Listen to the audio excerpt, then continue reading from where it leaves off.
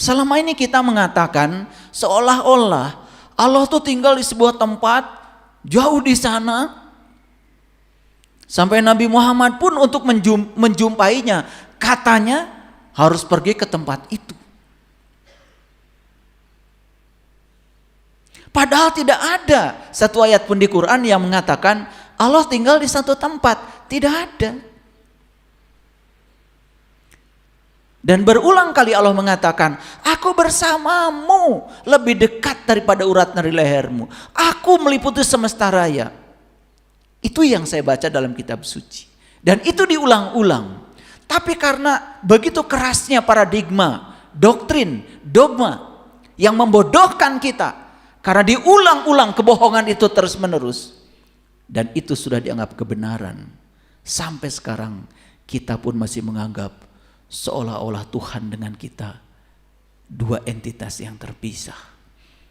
Seolah-olah Tuhan itu berada di tempat yang jauh. Dan kita harus merengek-rengek kepada Dia untuk memenuhi segala keinginan kita. Assalamualaikum warahmatullahi wabarakatuh. Ayo saudara-saudaraku semua, kita ngaji ilmu tauhid bersama guru kita Kiai Haji Syaiful Karim. Semoga bermanfaat. Segala puji hanya milik Allah, sang kehadiran, sang keberadaan. Beliau adalah Rabbul Alamin yang menguasai seluruh semesta raya, yang meliputi seluruh makhluknya tanpa batas, yang memenuhi seluruh ruang kosong, dan tidak ada satu ruang pun di semesta ini tanpa kehadirannya, yang maha memenuhi segala kebutuhan setiap makhluknya tanpa batas, yang cintanya tanpa batas, yang tidak pernah menghukum tetapi selalu mengajak kita untuk kembali kepadanya, yang tidak pernah mengutuk, tidak pernah mengazab. Seburuk apapun perilaku kita, Dia hanya memanggil kita supaya kita pulang ke dalam pangkuannya. Orang itu mah kita puji Dia bersama-sama membaca hamdalah, alhamdulillahi rabbil alamin. Mari kita awali kajian kita saat ini dengan terus menyadari kehadirannya. Dia tidak pernah tertidur, tidak pernah terkantuk.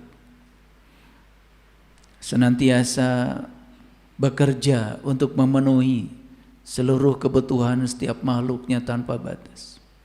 Dia tidak pernah merasa berat untuk mengurusi semua kebutuhan makhluknya, karena Dia maha segalanya. Mari kita mohon ridhonya, mohon berkahnya. Kiranya ilmu yang dialirkan semesta kepada kita di pagi yang penuh berkah ini membangkitkan kesadaran kita, membangunkan tidur panjang kita, mengingatkan segala yang lupa dalam diri kita. Kita sapa asmanya dengan kelembutan dan cinta seraya membaca basmalah. Bismillahirrahmanirrahim. Topik kita hari ini, saya akan membuka rahasia tentang ayat kursi. Oleh karena itu maka judul kajian kita hari ini adalah Kursi Allah meliputi langit dan bumi. Hati-hati ya. Saya duduk di kursi. Kalau saya duduk di kursi ini, antara saya dengan kursi sesuatu yang berbeda.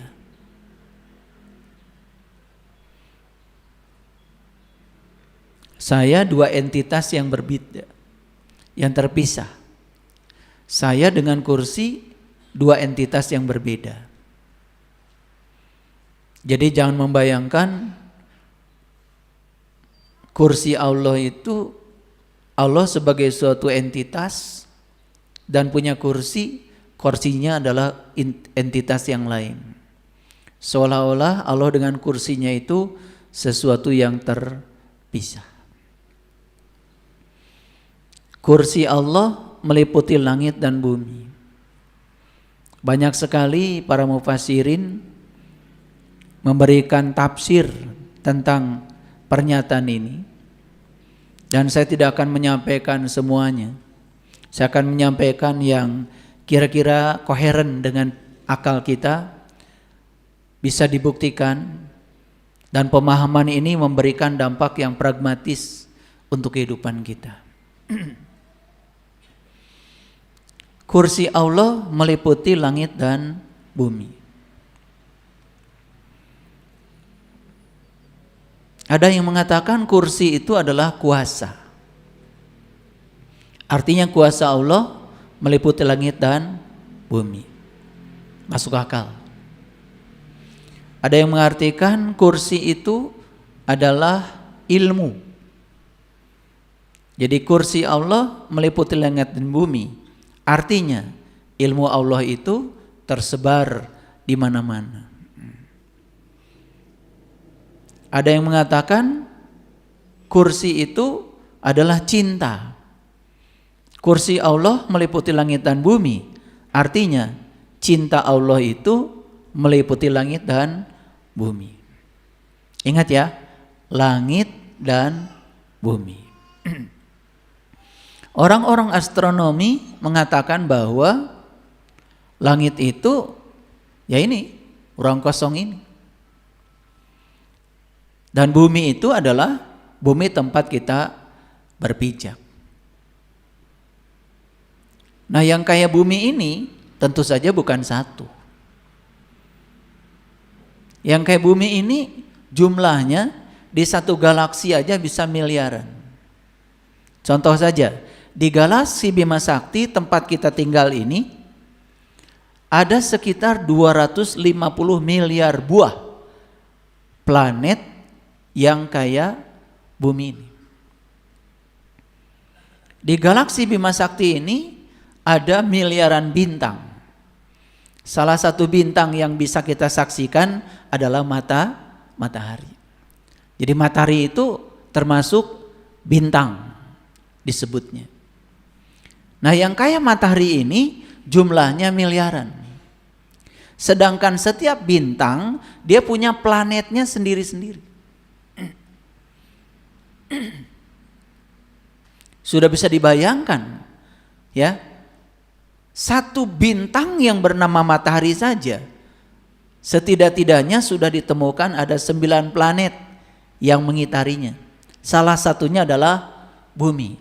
Ada Mars, ada Jupiter, ada Venus, ada Saturnus.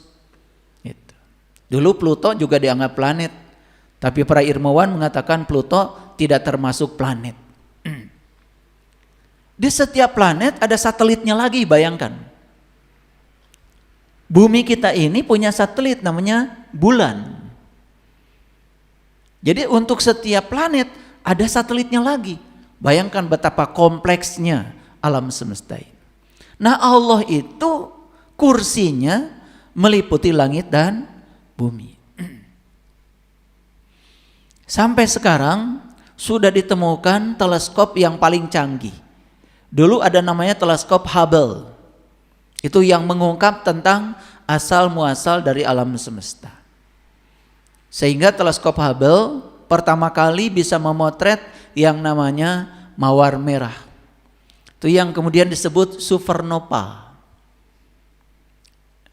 Dan ketika teleskop Hubble bisa menangkap mawar merah itu, supernova itu, dari situlah kemudian semua ilmuwan menduga-duga tentang asal usul alam semesta. Sehingga muncullah berbagai teori tentang alam semesta. Salah satu teori yang dikenal sampai sekarang namanya teori Big Bang, yaitu ledakan besar dari alam semesta. Dari ledakan itulah kemudian terbentuklah berbagai macam atom. Dan yang pertama dalam ledakan itu yang terbentuk 2 atom yang sangat luar biasa memenuhi alam semesta, yaitu atom hidrogen dan helium. Lalu bumi, alam semesta ini terus berkembang. Dalam proses perkembangan alam semesta yang terus-menerus sampai sekarang tidak berhenti untuk berekspansi. Bahkan sekarang pun mungkin di tempat yang lain sedang terbentuk planet-planet baru yang tidak bisa diamati oleh kita saking jauhnya, saking luasnya. Sementara kita yang tidak belajar astronomi menganggap seolah-olah ya yang namanya kehidupan itu hanya bumi ini dan matahari dan bulan. Karena itu yang kita kenal sejak dari kecil. Karena kita tidak pernah belajar astronomi. Bisa dibayangkan ya, orang-orang yang sempit seperti itu sudut pandangnya cerita tentang alam semesta. Itu seperti seekor katak yang tinggal di sumur dan dia mengatakan bahwa dunia itu ya sumur tempat dia tinggal. Sangat berbeda dengan seekor burung elang yang setiap hari terus terbang melintasi gunung, melintasi laut, dan dia mengatakan dunia itu tidak seperti yang kamu bayangkan. Itu dialog antara burung elang dengan katak.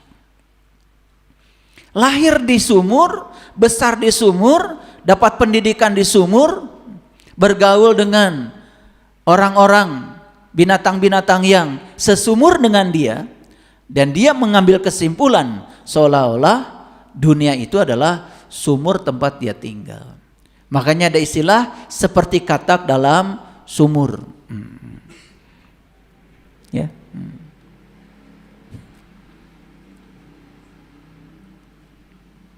Berbeda dengan burung elang yang setiap hari terbang luas, sudut pandangnya luas. Dan dia tahu yang namanya dunia itu tidak seperti yang digambarkan oleh katak dalam sumur.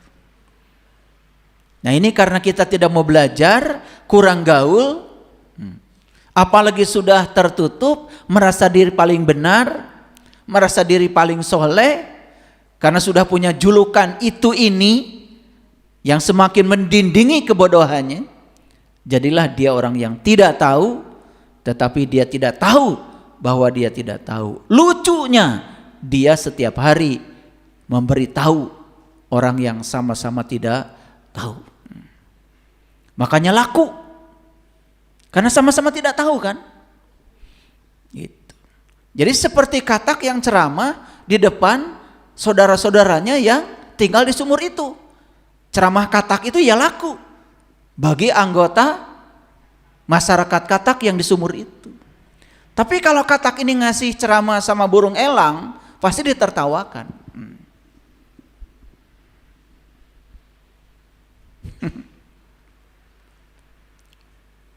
Saya kasih gambaran yang sederhana supaya ngerti. Ya. Makanya beruntunglah orang yang tidak tahu, tapi dia tahu kalau dia tidak tahu. Dari sekian banyak katak yang tinggal di sumur itu, ternyata ada katak yang sadar. Lalu dia bilang sama burung elang, bisa enggak saya ikuti punggung kamu? Biar saya bisa keluar dari kebodohan ini. Dan dia berpegang di punggung burung elang. Saat itu dia bawa menuju angkasa tanpa batas. Saat itulah katak mengalami pencerahan. Mau nggak kayak katak seperti itu? Syaratnya cuma satu. Mau nggak kita membuka diri? Selama ini kita mengatakan seolah-olah Allah tuh tinggal di sebuah tempat jauh di sana. Sampai Nabi Muhammad pun untuk menjumpainya katanya harus pergi ke tempat itu. Padahal tidak ada satu ayat pun di Quran yang mengatakan Allah tinggal di satu tempat. Tidak ada. Dan berulang kali Allah mengatakan, aku bersamamu lebih dekat daripada urat nadi lehermu. Aku meliputi semesta raya. Itu yang saya baca dalam kitab suci. Dan itu diulang-ulang. Tapi karena begitu kerasnya paradigma, doktrin, dogma yang membodohkan kita. Karena diulang-ulang kebohongan itu terus-menerus. Dan itu sudah dianggap kebenaran. Sampai sekarang kita pun masih menganggap seolah-olah Tuhan dengan kita dua entitas yang terpisah. Seolah-olah Tuhan itu berada di tempat yang jauh. Dan kita harus merengek-rengek kepada Dia untuk memenuhi segala keinginan kita. Dan banyak yang mengajarkan teknik-teknik untuk mengatur agar Tuhan takluk pada segala keinginan kita. Yang kemudian diberi judul supaya lebih spiritualis. Teknik itu diberi nama doa.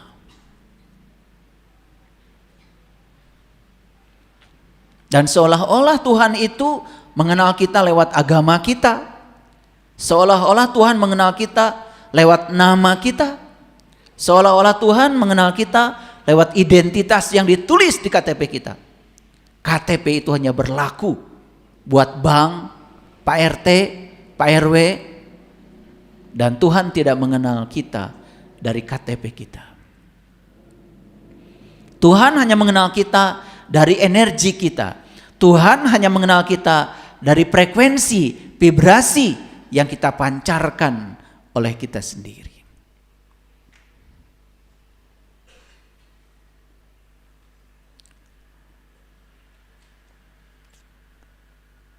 Jadi judul kita kali ini adalah kursi Allah meliputi langit dan bumi. Kompetensi apa yang mau saya bangun? Yang mau saya bangun adalah ketika kita sadar bahwa kuasa Allah meliputi langit dan bumi. Bahkan dirinya Allah meliputi langit dan bumi. Ilmunya Allah meliputi langit dan bumi. Cinta kasihnya meliputi langit dan bumi. Kelembutannya meliputi langit dan bumi. Setelah dengar kajian saya ini, kita tidak merasa lagi sebagai bagian yang terpisah dari Dia. Dengan demikian, kita akan merasakan kehadirannya di setiap ruang dan waktu. Merasakan kehadirannya, itulah yang akan membebaskan kita dari rasa khawatir, rasa takut, rasa cemas, rasa sedih. Yang ada dalam diri ini hanya satu rasa, yaitu rasa berkecukupan bersama Dia. Hasbi Allah, hasbi Allah, hasbi Allah. Dan itu yang diungkapkan oleh para nabi, para rasul. Dan itu yang diungkapkan sebagai pengalaman. Bukan diungkapkan dengan kata-kata, tapi kata-kata itu mewakili apa yang beliau rasakan. Kalimat panjangnya adalah hasbunallah wa ni'mal wakil, ni'mal maula wa ni'man nasyir. Dan kemudian disingkat menjadi hasbi Allah.